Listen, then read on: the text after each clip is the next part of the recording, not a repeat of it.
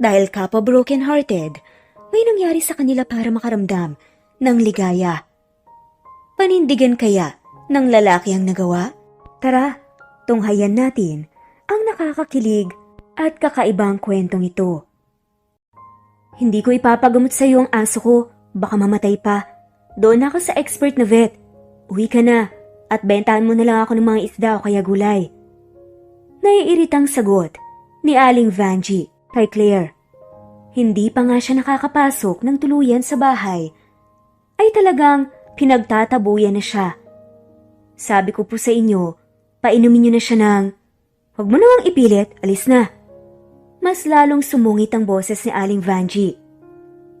Gusto ko lang gamutin ang alaga ninyo dahil alam kong mas may silbi siya sa mundo kaysa sayo, Aling Vanjie. Bulong nga niya ng tuluyan na ngang umalis. She meant it. Hindi siya naiyak sa harap nito at pinapangako niyang hindi siya iiyak. Sanay na siyang maliitin sa kanilang bayan dahil hindi siya nakapagtapos at may masalimuot na buhay. Wala na siyang kasama sa bahay maliban sa dalawang aso niya na sina Betty at Nero. Kung hindi lang para sa mga alaga niya, baka hindi na siya naghanap buhay pa sa bayan. Mas masarap manirahan mag-isa sa bandang isla kung saan nakatirik ang binuo niyang kubo nang pumanaw ang ama niya. Nakagawian din ni Claire na tumanaw sa papalubog na araw habang umiinom ng alak. Gusto niyang maglasing. Yun bang tipo na parang hindi na siya makakabangon. Pinawawala ng alak ang alaalang gusto niyang burahin. Paubos na ang alak kasabay ng tuluyang paglubog ng araw. Nakakaramdam siya ng pagkahilo. Iyon na ang hudyat para tumigil. Isang bote lang kasi ang nabili niya at inaalala rin niya ang kanyang mga alagang aso. Pinagpag niya ang sarili sa mabuhanging dalampasigan at sinimulang lumakad. Wari dala ng pagkahilo o baka hindi. Sa di kalayuan ay nakita niyang bangkay ng matangkad na lalaki. Sa isip niya, bangkay nga ba? Paano kung buhay pa to? Dali-daling nilapitan niya ito at iniayos ang pagkakahiga. Pinulsahan pa nga niya, napamura siya bigla. Buhay pa to ah! Nagitla siya sa kalunos-lunos sa anyo ng binata. Nagdadalawang isip siya na tulungan ito dahil maaari siyang malagay sa alanganin. Pasensya ka na, sinubukan nga niyang tumingin sa malayo. At hindi siya makita pero tila kinakain nga siya ng kanyang konsensya. Aalis na nga sana siya, ngunit narinig niya ang impit na tinig nito. Hindi niya maintindihan ang sinabi ng binata. Doon niya nakumpirma na banyaga ito. Tulong! Tulong! Paulit-ulit na sampit nito at pilit na ginagalaw ang braso. At nagmamadaling ang umuwi si Claire. Sinagip niya ang binata. Pagkatapos ay nagtungo siya sa bayan para bumili ng gamot para sa estrangherong kanyang sinagip. Malimit siyang magpunta sa lugar na ito dahil sa pangambang baka maungkat na naman ng ibang mga tao doon ang nakaraang ugnayan niya sa taong matagal na nga niyang tinalikuran. Palagi siyang nakayuko kung maglakad. Wala siyang pakialam kung makakabangga pa siya ng ibang tao. Hindi nga niya nararamdaman ng freedom. Hindi niya mawari kung bakit lagi siyang dapat na magtago. Wala naman siyang ginagawang masama.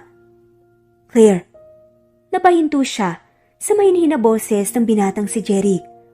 Nahihiyang iniangat ni Claire ang mukha niya upang batiin ang binata. Ikaw pala, pasensya na ha, at umabsent ako kahapon sa farm. Bungad niya kay Jeric. Kumunot agad ang noo niya nang mapansin ang ngiti nitong kasing liwanag ng sikat ng araw. Oo nga, hindi ka pa nagsabi na a-absent ka. Bakas ang pagtatampo sa tinig nito. Si Jeric, ang kamag-anak ng farm owner na pinapasukan ni Claire. On-call farmkeeper lang noon si Claire at tagapastol ng mga hayop. Minsay siya na rin ang tumatayong veterinaryo ng iba pang mga alagang hayop na nagkakasakit dahil malimit lang kung magpunta ang resident vet na galing pa sa syudad. Kalaunay nagustuhan naman ng farm owner ang kanyang dedikasyon kaya mas napapadalas na ang trabaho niya hanggat sa naging regular na nga rin itong empleyado. Sabi nga nito, "Pasensya na, may nasikaso lang." Kibit balikat na tugon ni Claire. "Napaano ka ba?" Takang tanong nga ni Jeric nang mapadako ang tingin nito sa supot na hawak ni Claire. Naaninag niyang naglalaman niyo ng mga panglunas sa sugat. "Para sa'yo ba yan? Nagkasugat ka ba?" Umiling kaagad si Claire at mabilis na inilagay sa likod ang kamay niyang nakahawak sa plastic bag na naglalaman ng pinamiling gamot. "Para sa aso ko lang na nasugatan, si Nero." "Yung aso mo na kulay kape? Kawawa naman." Napaniwala niya agad si Jeric dahil mukhang labis agad ang pag-aalala nito para sa aso. "Oo naglikod kasi," pagsisinungaling ni Claire. "Alam kong mapapagaling mo siya.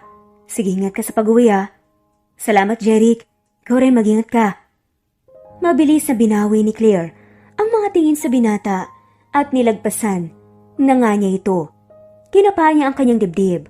Kumabog pa rin iyon dahil sa napilitan siyang magsinungaling sa kaibigan.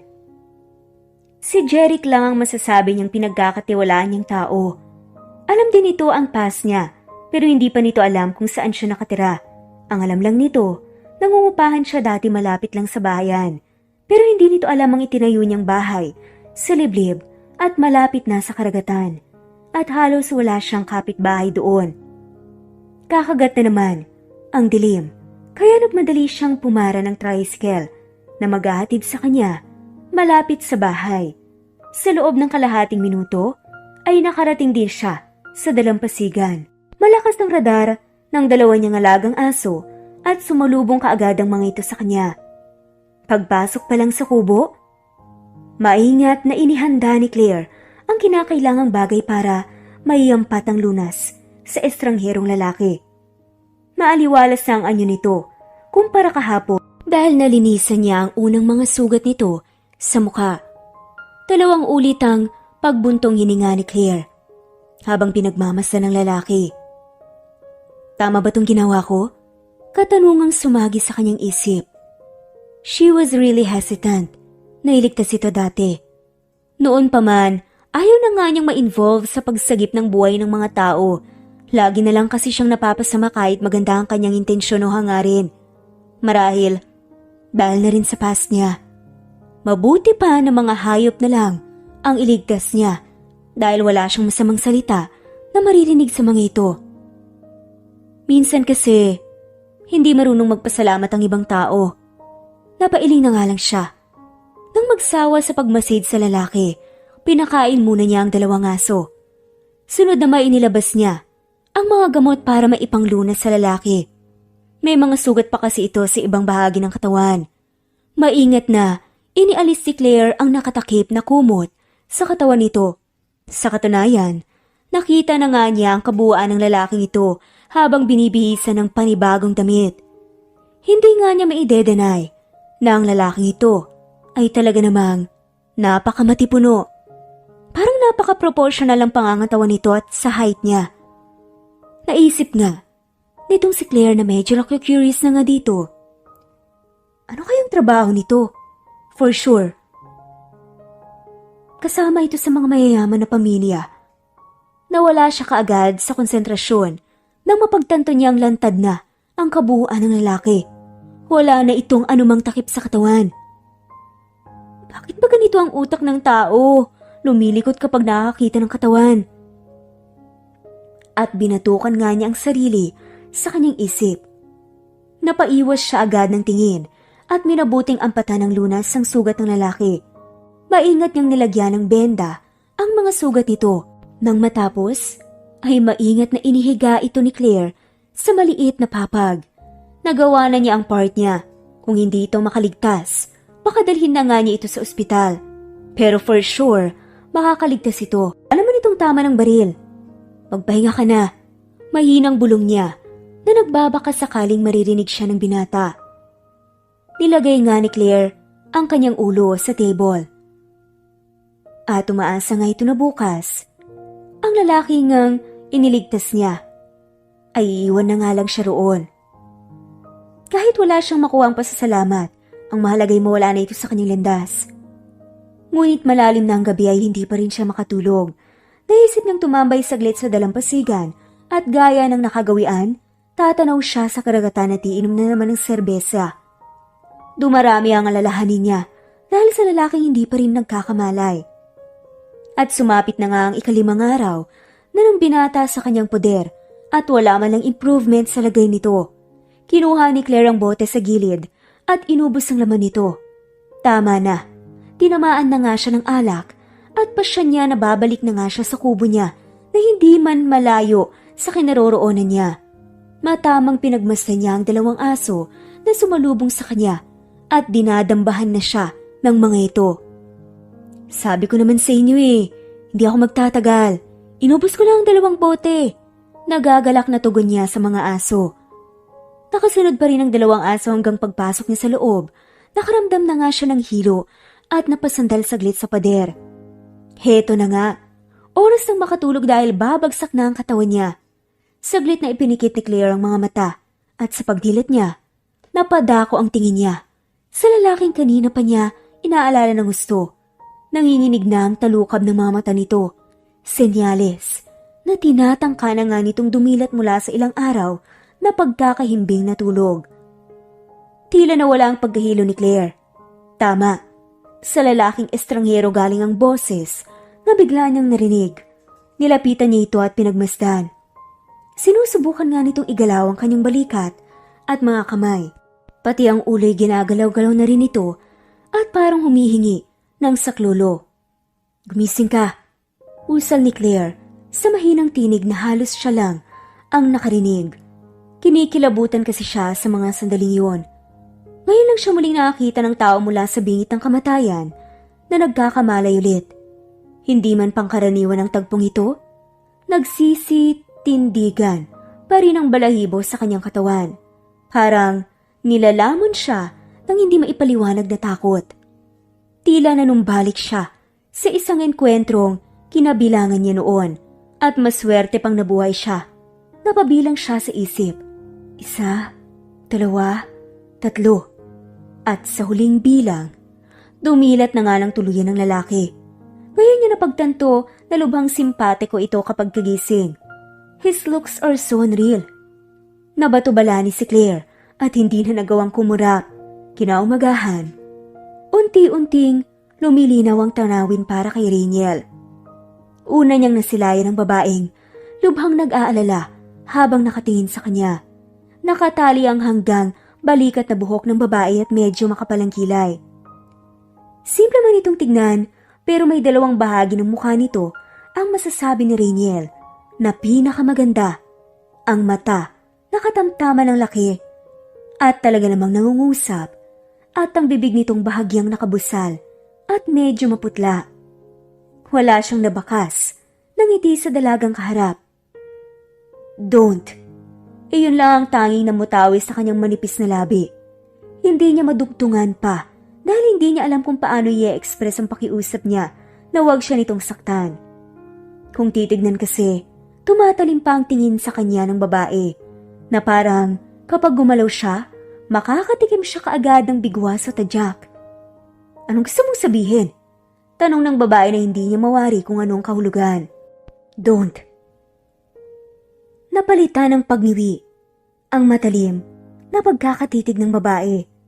Kahit nangihinay ginamit ni Rainiel ang natitirang lakas para bumangon sa papag na gawa sa kawayan. Pero sigaw naman nang nag-aalala na si Claire, Hoy, yung sugat mo baka bumuka. Nanlaki ang singkit niyang mga mata dahil bigla namang rumehistro ang pag-aalala sa mukha nito at pinigilan nga siyang tumayo. Nagkalapit tuloy ang kanilang mga mukha at naamoy ni Rainiel ang hininga ng babae na parang amoy ng alak ngunit hindi pamilyar ang alak na yun. Basta natitiyak niyang alkohol ang ininom nito. Napansin niyang umiwas ang tingin ng babae, parang ito pang nahihiya. Hindi mo siguro ako na maiintindihan pero huwag kang ang gagalaw dahil hindi pa naghilom yung sugat mo. May saksak ka sa likod. Sabi nga ni Claire. Thank you. Minabuti niyang magpasalamat na nga lang rin. Nababatid niyang concerned nga ito sa kalagayan niya. Halata naman dahil naampatan na rin ang pangunahing lunas ng malalim niyang sugat at nakabihis na nga rin siya ng bagong kasuotan. So, naintindihan mo ko? Bahagyang sumilay ang ngiti sa labi nito. Thank you. Pag-uulat ni Rainiel sa huli niyang sinambit. Of course, mukha lang akong banyaga sa paningin mo, pero nakakaintindi naman ako ng Tagalog. Matapos ang isang oras, muling ginamot ni Claire ang sugat ni Rainiel. Hindi pa rin sila nagpakilala sa isa't isa. Wait lang! Sambit ni Claire at makailang saglit ay naramdaman ni Rainiel na sinaraduhan ng sugat niya gamit ang benda. Nabilib naman siya sa kakayahan nitong manggamot. Suspetsa niya ay isang magaling na doktor ang dalaga. Ihambing niya ang abilidad nito sa isa niyang kasamahan sa pamilya Roberts na kinabibilangan niya. Isang manggagamot na nagsisilbing private medic ng pamilya. Private? Dahil hindi pwedeng ipaalam ng doktor na yon na nagsisilbi ito sa mga taong nagtatago sa batas. Alam kong gutom ka na. Ang tagal mong nahimbing, akala ko, mamamatay ka na eh. Tingin ko, dapat na magkalaman ng tiyan mo. Mabilis na tugon ni Claire at sinabayan pa nito ng gesture na parang may hawak siyang kutsara at ilalagay sa bibig. Mabilis namang kumilos ng dalaga upang maghanda ng mainit na sabaw. Tamang-tama lang yon para sa malamig na klima sa lugar na malapit sa dagat. Panibagong araw na naman ni Rainiel sa poder ni Claire. Pero hindi pa rin sila nagkakaalaman ng pangalan. Paggising niya ay tanging mga aso lang ng dalaga ang natagpuan niya. Paikay-ka siyang naglakad at lumabas mula sa munting silid. Pagpunta niya, sa pagkainan may nakita siyang note. Eat for breakfast until dinner. I'm going to work. Ito nga ang nakasulat sa note. Napangiti na nga lang ang afam at nagsimula ngang kumain. Mainit pa nga ang sabaw at naipaling niya ang tingin sa dalawang aso na mukhang naghihintay na abutan niya ng pagkain.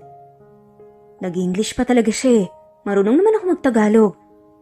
Samantala, matapos ang buong araw na pagtatrabaho sa farm, nagmadaling umuwi si Claire para kamustahin ang lalaking sinagip niya.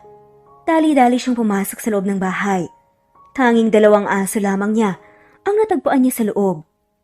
Napakunot-noo nga ito at nagtaka. Teka, nasan yung lalaki? Iglap siyang nataranta gamit ang flashlight. Lumabas siya para hanapin si Rainiel. Nasaan ka na? Paulit-ulit yung sigaw sa labas. Nakarating na nga siya sa malayong dalampasigan pero hindi niya makita si Rainiel. Hindi man lang nagpasalamat bago umalis. Aburido niya ang bulong sa sarili niya habang inihingal na sa kakalakad. Sanay naman na si Claire. Sa lugar na ito, alam niyang walang mananakit sa kanya pero hindi niya maiwasang huwag mag-alala para sa estrangherong lalaki. Sa isip nga nito, ako, baka naligaw na yun. Hindi naman siya katulad ng aso na madaling makatanda ng direksyon sa pamamagitan ng amoy eh. Nag-aalala niyang litanya. Paulit-ulit nga niya itong hinanap. Nagsawa na nga lang siya at naisipang bumalik sa bahay. Paglingon ni Claire, isang bulto ng tao ang naaninag niya at mabilis na inilawan niyo ng flashlight.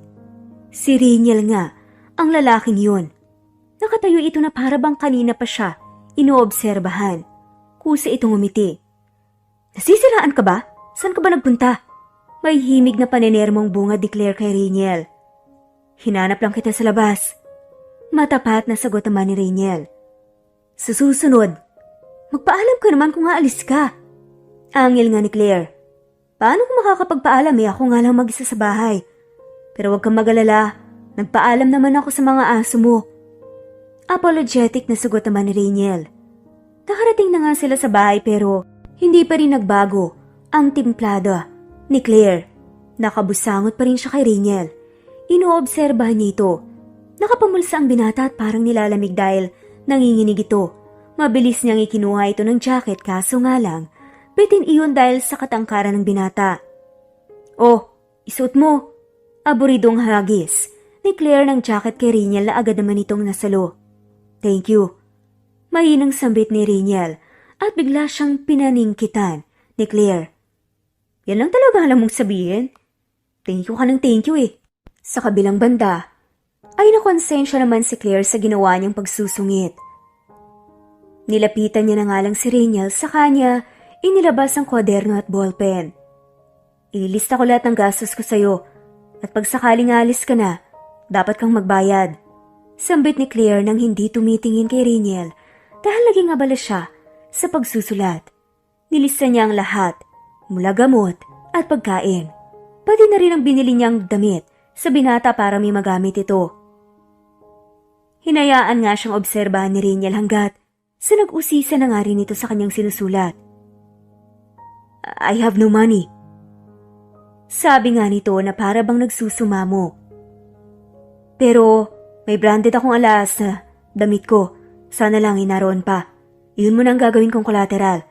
I have to leave as soon as possible. Napakunot noo si Claire at na-curious nga ito. Teka, ilang araw ka nang nandito? Hindi. Ilang linggo na nga eh.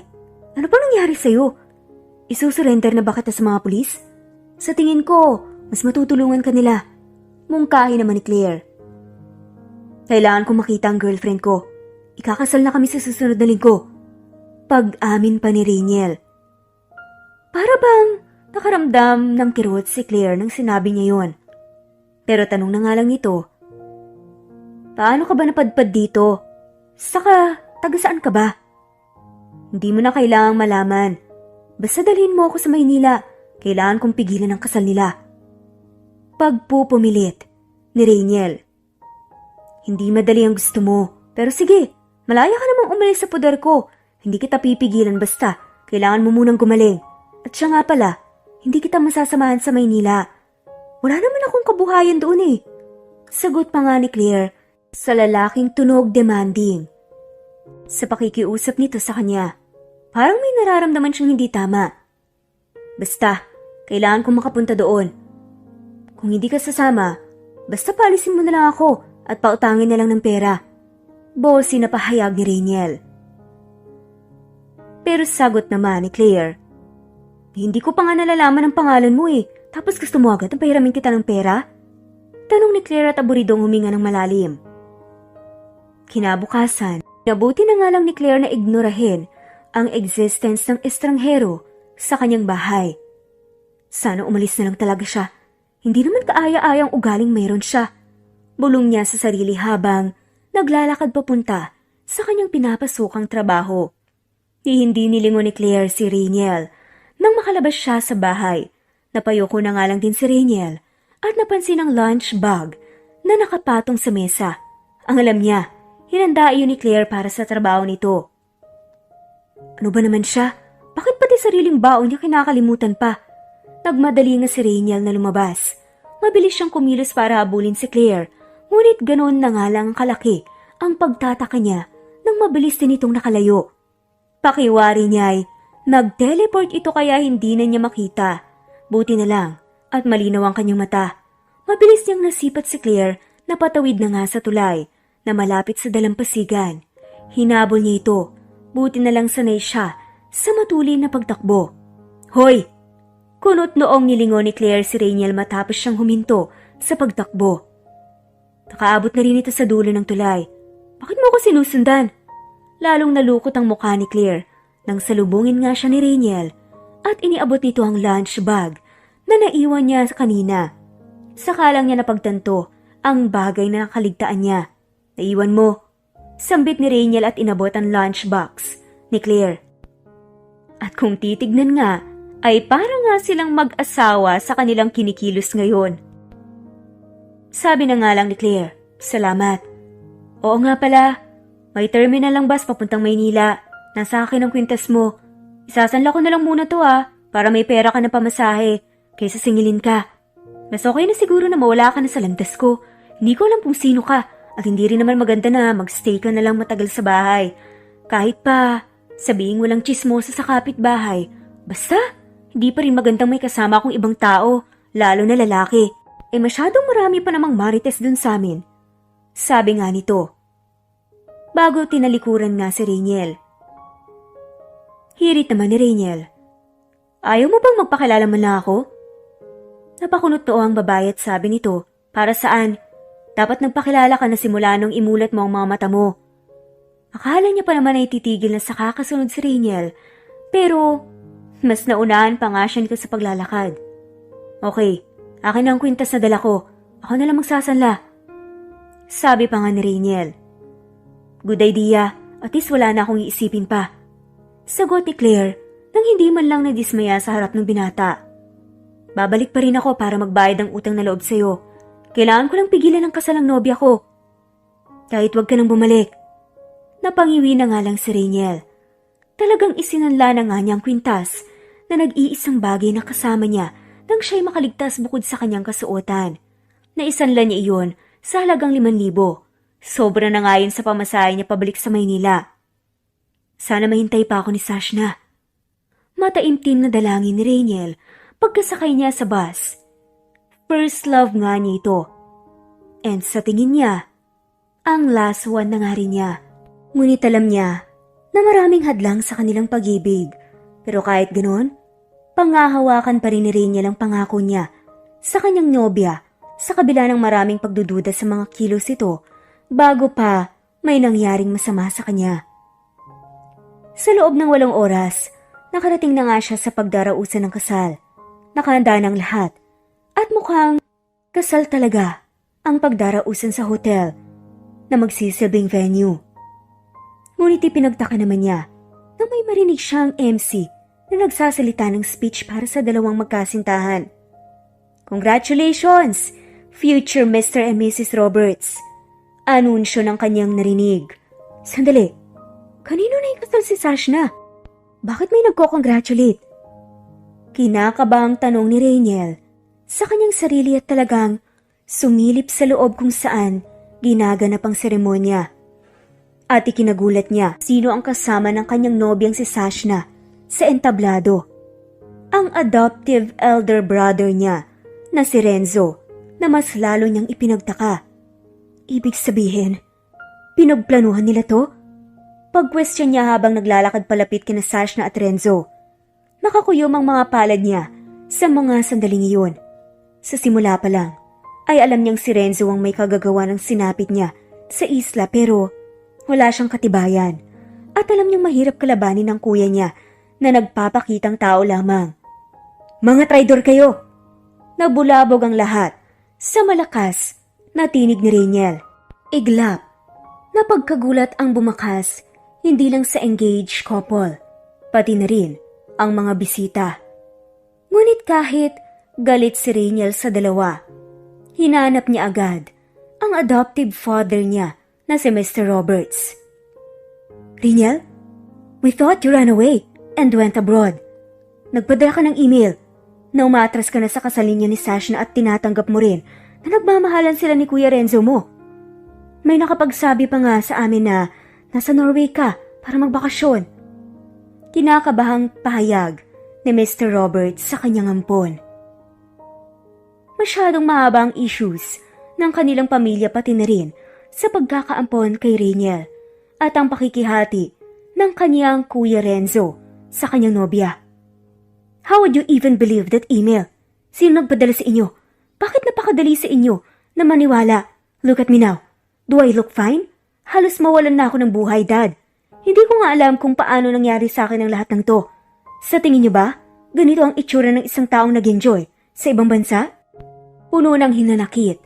Natanong ni Rainiel na lalong nagpagimbal sa lahat. Bro, please, don't ruin that special day between me and my fiancé. Awat naman ni Renzo kay Rainiel. Anong pinagsasasabi mo? Fiancé? Ako ang fiancé ni Sashna, hindi ikaw. Kami dapat ang ikakasal ngayon. Buliaw pa ni Rainiel at ilang saglit ay lumuhod sa harapan ni Sashna na kanyang childhood sweetheart. Naiiyak naman si Sashna at hinila si Rainiel para patigilin ito sa pagluhod. I'm sorry, Rainiel. After all this time, narealize ko na lang na mahal ko pala si Renzo. Magkakaanak na kami. Magkakaanak? Kailan pa?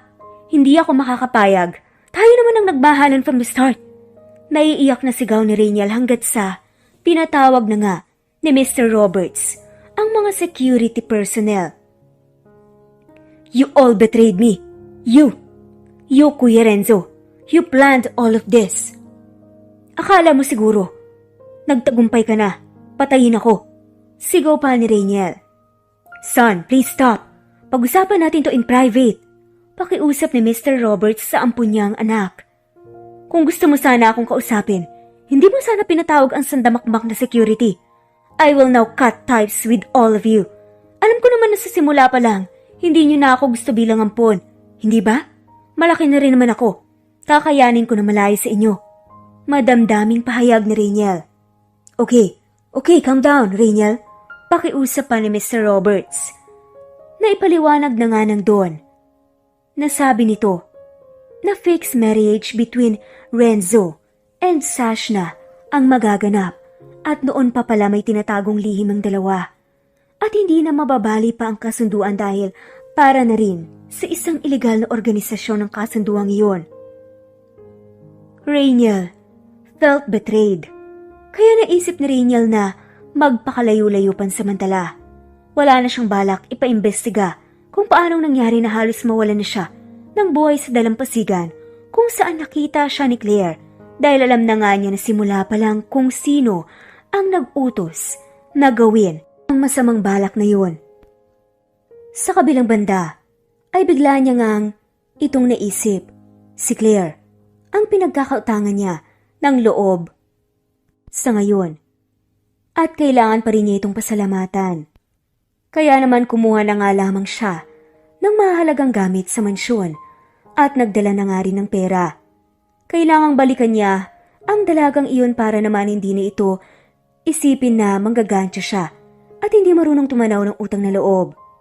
Makalipas ang 2 linggo, nagmumuni-muni na naman si Claire sa dalampasigan at muling inalala ang yumaong ama na namatay dahil sa kanya. Hanggang ngayon, hindi pa rin naghihilom ang sugat ng nakaraan.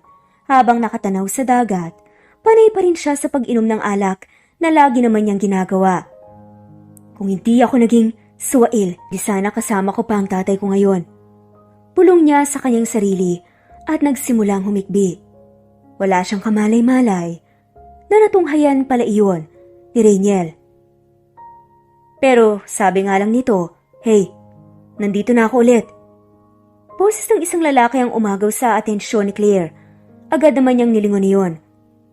Teka, akala ko ba hindi ka nababalik? At alam mo na ngang ayaw ko sa'yo pero nandito ka na naman. Nagmo-moment ako rito pero ginulo mo lang.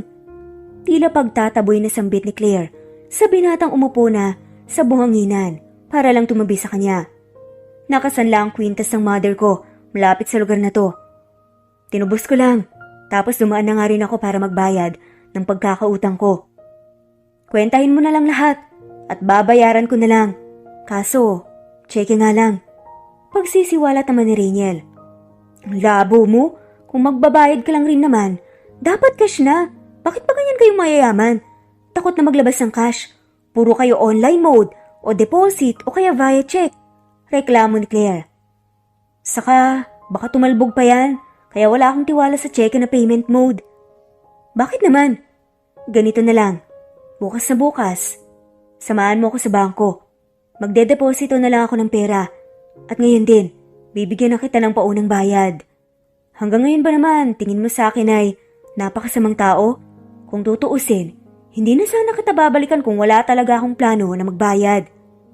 Katwiran naman ni Rainiel. Bumalik ka lang naman para tubusin ang kwintas. Sagot ni Claire. Bumalik din ako para samahan ka. Willing ako na maging kapitbahay mo. Gusto ko muna yung mapalayo sa syudad. Ayoko na sanang makontak pa nila ako. Pagsisiwalat ni Rainiel. Ko, hindi ka pinakasalan ng girlfriend mo. Umiling nga lang ang lalaki at sabi nga nito, oo. Kasi magpapakasal na sila ng kuya ko, ng kapatid ko na tunay na anak. Sino ba naman akong ampun lang? Anyway, ayaw ko munang pag-usapan. Saka na lang kung ready na ako. Pakli naman ni Rainiel, pero kita nga ni Claire ang sakit sa mga mata ng binata. Tila nakaramdam din ito ng kirot, pero parang may sumisigaw sa kanyang damdamin na siguro okay na nga lang rin na hindi nga sila nagkatuluyan ng kanyang girlfriend. Sinalubong naman ni Claire ang tingin ng binata sa kanya. Napagtanto lalo nito na napakalungkot ng mukha nito at lubhang nasasaktan pa rin sa nangyari. Kung ano man ang buong detalye nito, marahil katulad niya lang nito na hindi pa handang isiwalat lahat ng hinanakit sa mundo. Hindi naman ako interesadong malaman. Imbes na makisimpatya ganun lang ang lumabas sa bibig ni Claire. Alam ko, wala kang balak na alamin kung sino ako hindi ba? Kahit pangalan ko ayaw mo ring malaman. Sagot naman ni Rainiel. Saka huminga ng malalim. Ilang saglit pa ay tila may napansin na naman siyang kakaiba sa dalagang ito. Teka, umiinom ka na naman? Problemado ka ba? Usisa ni Rainiel. Wala ka ng pakialam. Dapat sa bagay na yun. Hindi ko na nga inusisa yung buhay mo hindi ba? Naiiritang sagot pa ni Claire sa gwapong binata na ayaw naman talaga niyang ipagtabuyan. Sa totoo lang, ngayon niya lang ulit naramdaman ang koneksyon sa isang tao at ngayon lang siya nagkaroon ng kasama sa islang ito, kung saan niya napiling manirahan.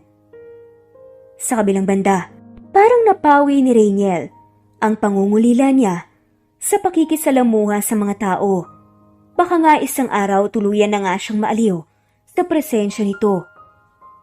Pero masisira ang atay mo, katwiran ni Rainiel. Okay lang, sira na rin naman ang buhay ko eh. Himutok pa nga ni Claire na talaga namang parang ang lalim ng pinanghuhugutan. Pinakatitigan nga niya nang malapitan ng lalaki. At sabi nga nito, ang gwapo mo pala. Magkasing pait ang alak at ang ngiting sumilay sa kanyang labi habang nakamasid kay Rainiel. Nahihilo na rin siya. Malapit na siyang malasing pero mas nakalalasing yata ang katotohanan kasama niyang attractive na lalaking ito. And you're beautiful. Kinompliment nga rin niya ito pabalik. Iglap namang niyayaya siya nitong samahan siya sa dagat. Umiling kaagad si Claire bilang hindi pagsang-ayon. Hindi na yata siya makatayo dahil unti-unti nang umeepekto ang tama ng alak. Are you okay? Nag-okay nga lang ito gamit ang hand gesture. Hindi ako magiging okay. Pabulong lang na sambit ni Claire. Umiwas kaagad siya kay Rainiel at pilit na binabalanse ang katawan sa pagtayo pero nasubsob lang siya sa buhanginan. Natawa na nga lang siya habang nakahiga sa buhangin at inalalaya na nga siya ni Rainiel sa pagtayo. So cute. Yun ang makakatagang lumabas sa bibig ni Claire bago niya itulak ang binata. Ang gwapo mo. Singkit ka na, mukhang mixed race eh. Para kang galing sa European descent. Hindi ka mukhang Pinoy eh. Kaya nagulat nga lang din ako na marunong kang magtagalog. Ang dad ko, pure-blooded na Briton at Espanyol. Pero dito ako lumaki sa Pilipinas. Inampon kasi ako ng kumpare ni Papa after mawala ng parents ko sa mundo. Sagot naman ni Rainiel. Napabuntong hininga ang babae at sabi nga nito, pareho pala tayong ulila at walang nagmamahal sa atin. Sad no? Biro nga nito. At nahihilong naglakad palayo sa binata. Pero nagulat nga siya sa biglang sagot ni Rainiel. Pero nandito na ako. We can love each other. Kinuha niyang bote ng alak na hawak ni Claire. Saka walang pasabing tinungga ang laman nito hanggat sa maubos. Too bad. Madali pa naman siyang malasing. Baliw, nagkakaganyan ka lang dahil may hinanakit ka sa girlfriend mo. Gagawin mo pa akong kabit. Ikaw yata itong lasing sa ating dalawa eh. Saka, bayaran mo rin yung alak na kinuha mo sa akin kahit na nabawasan na yon. Pabirong bigkas si Claire.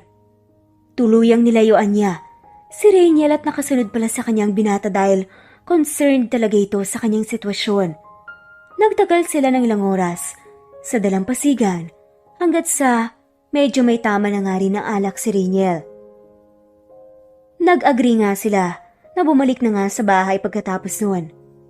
Matyagang inalalayan ni Rainiel si Claire kahit lasing na nga rin siya. Hindi na nakaabot pa sa higaan si Claire at natumba na nga lang siya.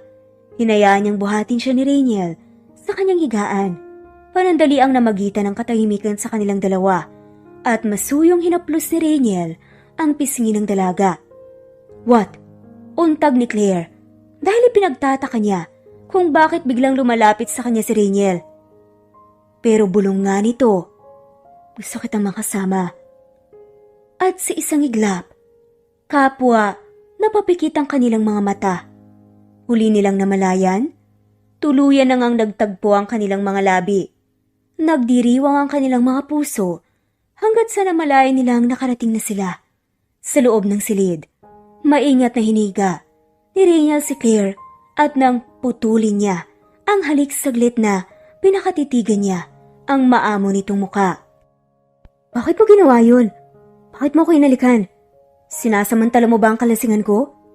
Paasik na tanong ni Claire sa binata at hindi na niya nagawang itulak ito palayo sa kanya. Pero sabi nga nito, handa akong panindigan ka. Kung gusto mo, sasamahan kita na manirahan sa islang ito. Anas naman ni Rainiel. Napapikit na nga lang si Claire. Bilang pagsang-ayon, napalitan na nga ng init ang malamig na magdamag at tanging ligaya lang ang nangibabaw sa sandaling iyon. Lumipas ang natitirang oras bago mag-umaga at tuluyan nilang nilunod ang isa't isa sa ligayang hatid ng pagpaparaya nila sa kanilang mga sarili. Natulog din silang magkayakap at kapwa hindi nawala ang iting dulot ng pagmamahal na ipinamalas sila sa isa't isa. At nang mamulat ang kanilang mga mata, determinadong inilabi ni Rainiel ang gusto niyang sabihin kay Claire. At sabi na nga nito, "Marry me." Naging blanko lang ang mukha ni Claire at matamang pinagmasdan si Rainiel na mukhang hindi nagbibiro sa sinabi nito. Lasing ka pa yata eh. Pambubus ka nga ni Claire sa kaisa-isang pinulot ang mga damit niya sa sahig.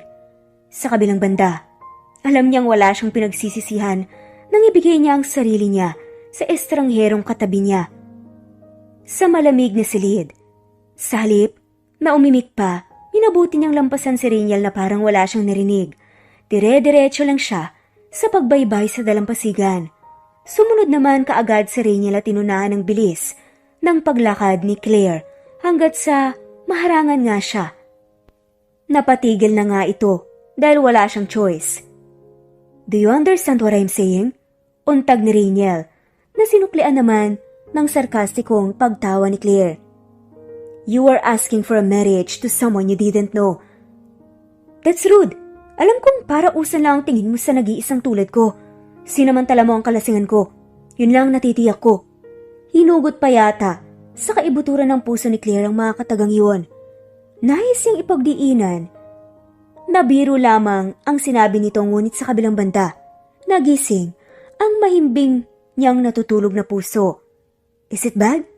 I know you are good enough. Nagawa mong iligtas ako. Ano? Naririnig mo bang sinasabi mo?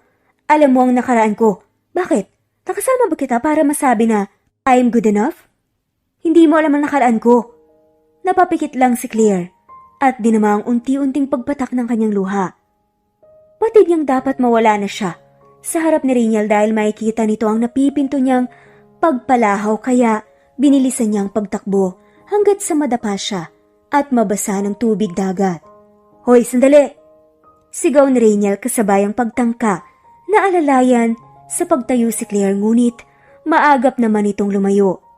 Remember this, you can't marry someone because you are only... Napailing na nga lang si Claire nang putuli ng pagsasalita sa harap ng binata. Hindi niya alam kung paano may tatawid ang mensaheng nais niyang ipaabot. Hindi mo ko pakakasalan dahil hindi ka naman taga rito. Alam ko nga alis ka rin.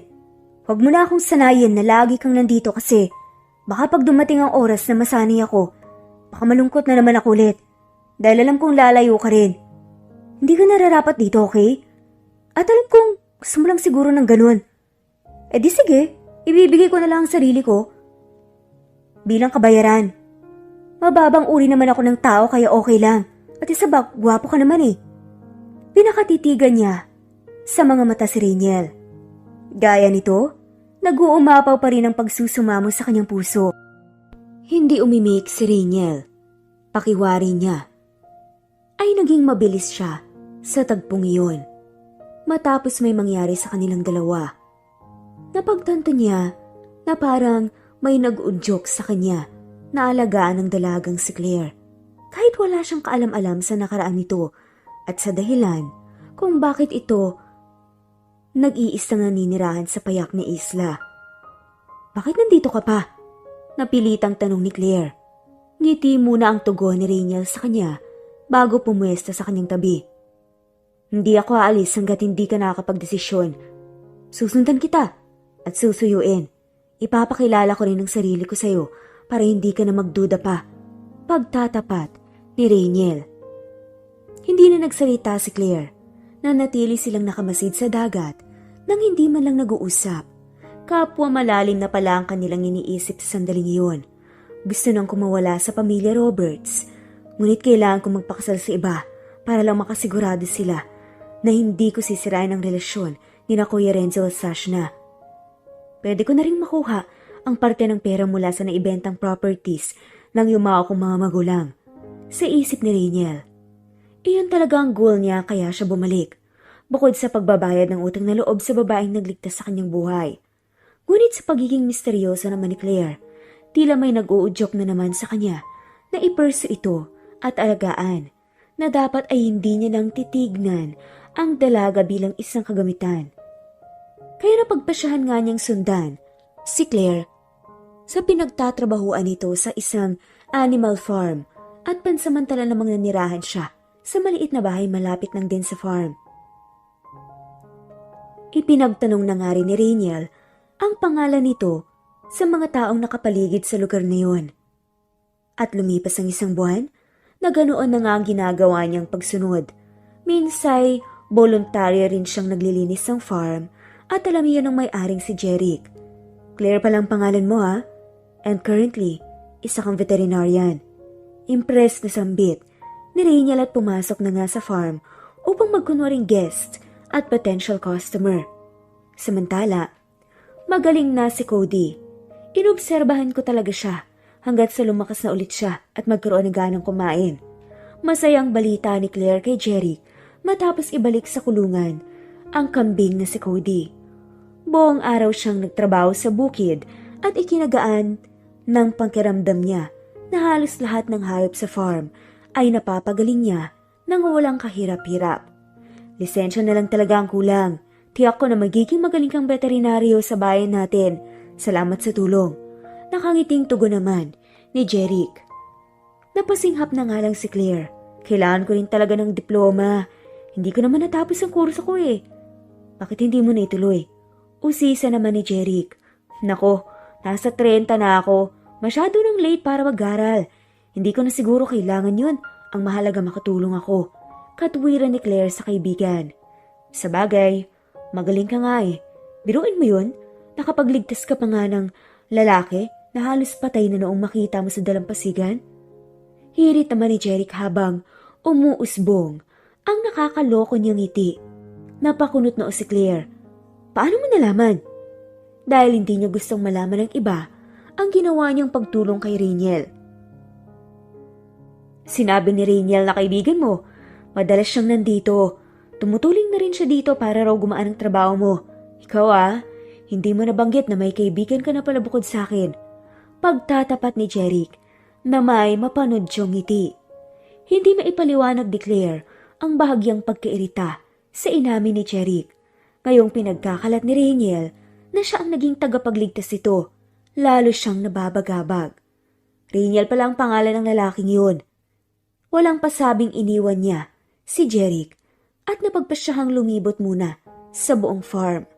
Mabilis din niyang natagpuan si Rainiel. Naabala naman sa pagpapakain ng damo sa mga kabayo. Hoy! Sigaw niya na madaling nakaagaw ng atensyon ni Rainiel at mabilis din siya nitong nilingon. Hay! Bakit ba pinagkakalat mo sa lahat ang ginawa ko sa'yo? Hindi pwedeng malaman ng iba na ginagawa ko pa rin ng bagay na may kinalaman sa nakaraan ko. Sigmat ni Claire at hindi man lang nilakasan ng boses dahil sa pangambang may makarinig sa kanilang usapan. I don't understand. Sambit nga ni Rainiel. Sinusundan mo ba akong tukmol ka? Naiinis na tanong ni Claire. Tumangulang si Rainiel. Bakit ba? Alanganing tanong ni Claire. I miss you. Lumiwanag ang mukha ni Rainiel nang sabihin yun. Napatanga si Claire. Hindi niya alam kung paano mabibit-bit ang sinabi ni Rainiel sa kanya. Sa katunayan, pareho lang naman sila ng nararamdaman dahil matapos na hindi magpakita si Rainiel, hindi sumagi sa isip niya na sinusundan pala siya nito at palihim na tinutulungan. Napayoko na nga lang din siya bago tumalikod. It's true. Miss ko na rin ang mga aso mo. May I visit your house later? Pwede ba? Habol ni Rainiel. Wala siyang narinig na sagot kay Claire. Kahit batid niyang, narinig naman siya nito kaya binilisan niya ang pagtakbo para lang maharangan ang daanan nito. Itigil mo na to. Ayokong may naliling sa buhay ko sa ganitong paraan. Masisira lang ang buhay mo. Matigas nga na sambit ni Claire. At padabog pang inilayo ang sarili kay Rainiel. Ginawa niyang abala ang sarili sa pagmomonitor ng ibang hayop sa farm at talagang binalewala ang presensya ng binata. Hindi pa rin naman umalis si Rainiel sa halip. Ginawa rin niyang abala ang kanyang sarili habang nakabantay kay Claire. Matyaga siya sa paglipat ng mga nakakalat na damo sa iisang lagayan. The unknown thrills sa kanila ay mas lumalalo. Hindi na rin makapag-focus si Claire.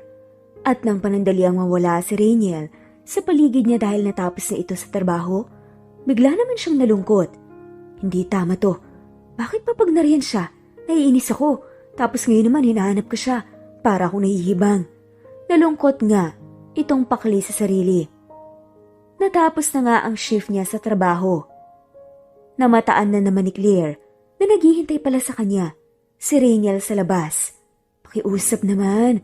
Pansinin mo na ako. Pakiusap ng binata na kulang na lang ay lumuhod. Pero sabi naman ang nagmamatigas na babae, paano kung ayaw ko?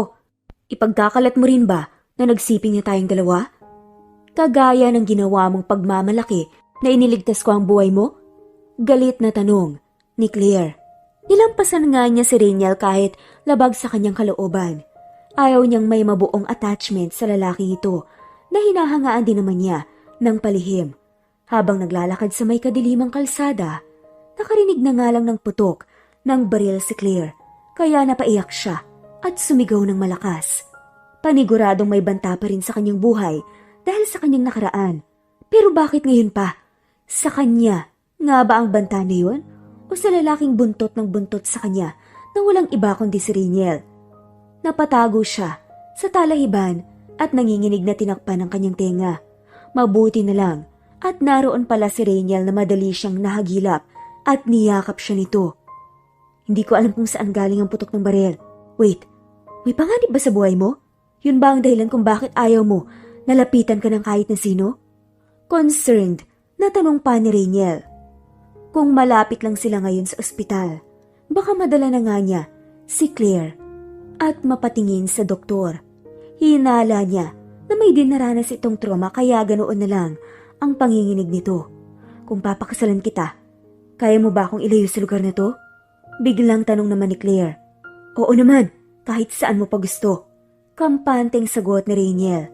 Matapos ang tagpong yun, napagdesisyonan nga nilang umalis sa Pinagpala Island. Nagkaroon sila ng matrimonyo at naging legal na mag-asawa. Napagpasyahan din ni Rainiel na ibahay si Claire sa rest house na pag-aari niya sa Tagaytay. Hindi alintana ng dalawang lamig ng hating gabi. Ano ito? Napangiti si Claire at mabilis na miwalay kay Rainiel para usisahin ang lawak ng living room area ng rest house.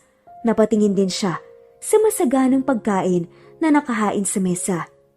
A date for us. I prepared it for you para kahit papaano may date man lang tayo bago tayo magpakasal. Nakangiting sagot ni Rainiel. Anong gagawin natin pagkatapos ito? Biglang tanong ni Claire. Shall we dance? Paanyaya ni Rainiel at inilahad ang palad niya. Nahinabot naman kaagad ni Claire. Niyakap niya si Claire at kapwa sila umindak sa magandang silaw ng musika na sumasabay sa kanilang galaw. Kung malalaman mo ang katotohanan tungkol sa akin, baka hindi mo na ako pakasalan. Bulong pa ni Claire. Eh di sabihin mo para malaman ko. Kahit ano man yun, hindi na ako aatras. Sagot naman ni Rainiel. Dating miyembro ng isang sindikato ang naging nobyo ko. Mahal na mahal ko siya. At dahil nga mas pinili ko siya, namatay ang tatay ko. Kasalanan ko kung bakit siya nawala. At yung naging nobyo ko, lagi niya akong sinasaktan simula nang magsama kami. At sa totoo lang, natatakot ako na baka maulit na naman ang bagay na yon. At natatakot ako na baka masundan niya ako rito o ng sino mang malapit sa kanya. Matapat na pahayag ni Claire. Kung ayaw mo namang magsama tayo, ayos lang. Basta ikasal tayo. After the wedding, hindi muna tayo babalik sa Manila para ipakilala ka sa tatetetayan ko. Okay ba yon? Suggestion naman ni Rainiel. At hindi ko hahayaan na may manakit sa taong nagligtas sa buhay ko. Paano nga pala nangyari na halos mawalan ka na ng buhay sa dalampasigan? O sisa naman ni Claire. Bumuntong hininga muna si Rainiel bago magsalita. Gang na kinabibilangan ng kuya ko ang gumawa nun sa akin. Nalaman ko dahil sa mga tattoo nila na nakita ko sa pulsuhan nila habang binubugbog nila ako. Bukod doon, ninakawan pa nila ako at tanging kwintas lang ni Mama ang hindi nila nakuha sa akin. Dahil mas maingat kong naitago sa pocket ng suit ko. Sa totoo lang, may sindikatong kinabibilangan din ng pamilyang umampun sa akin. At yun din ang dahilan kung bakit mas lumalago pa ang business nila. Napaatras si Claire. Kung ganun, sangkot din pala sa illegal na gawain ng pamilya mo? At naniwala ka naman na makakawala ka agad basta lang may mapakasalan kang babae? Hindi makasagot si Rainiel kaya mas lalong lumalim ang pagdududa sa kanya ng dalaga. At ilang saglit pa, sinampal na nga niya si Rainiel. Ipinangako ko sa sarili ko na hindi na ako magmamahal ng lalaki na tulad ng dati kong nobyo. Hinagpis si Claire. Pero huwag kang mag-alala dahil hindi naman kita sasaktan. Masuyong sambit ni Rainiel na tila malapit nang lumuha sa harap ng dalaga. Hindi ako masamang tao. Ampun lang din naman ako ng pamilyang yon. At naniwala ka naman na bibitawan ka nila dahil ampun ka? Marami ka namang nalalaman tungkol sa lihim nila. At alam kong hanggang ngayon, nagmamatsyag pa rin sila sa'yo. Angil naman ni Claire. Nagmadali siyang umalis kahit malalim na ang hating gabi. Ngunit hindi pa man siya nakakalayo. Bigla namang may kotse na halos sumagasa sa kanya. Buti nga at nagpreno pa yun.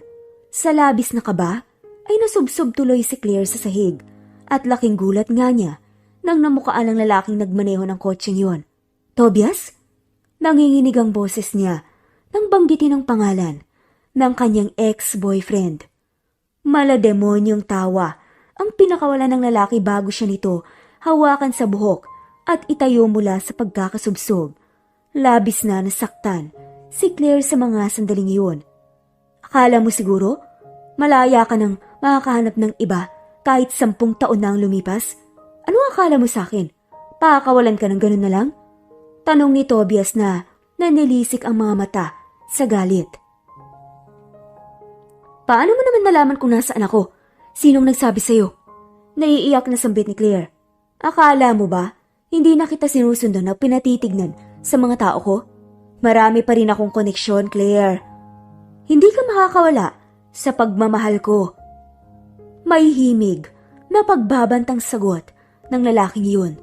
Patuloy pa nga niyang hinatak si Claire papasok sa kotse, ngunit sa isang iglap, nakarinig sila ng malakas na putok ng baril. Natamaan si Tobias sa kanyang binti, kaya siya napabitaw sa dalaga na agad namang nagtago sa puno at patuloy lang sa pagpalahaw. At ilang saglit pa nga, nakarinig na sila ng tunog ng sasakyang pampulisya na sundan ng mga pulis si Tobias at hindi rin alam ni Claire kung paano. May warrant of arrest ka sa patong-patong mong kaso. Dinig ni Claire na pag-imporma ng pulis na dumakip kay Tobias. Nakahinga siya ng maluwag, lalo na't nasilayan niya na naroon pala si Rainiel. Marahil siya ang nagsuplong kay Tobias sa mga pulis. Kumaripas nga siya ng takbo at dali-daling niyakap ang binata. Bakit mo ko niligtas kahit hindi magandang trato ko sa'yo?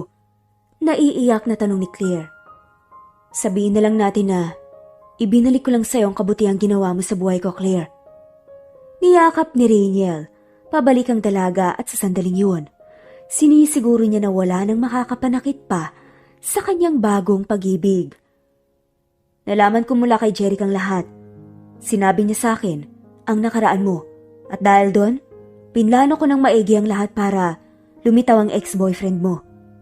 Sa tulong din ni Jeric kung bakit naging posible ang pagkakahuli sa demonyong Tobias na yan. Maraming salamat. Naiiyak na sambit ni Claire. Sa mga sumunod na buwan, naging maayos na nga ang lahat. Nagpakasal na nga silang dalawa at sa Pinagpala Island na nga sila nanirahan.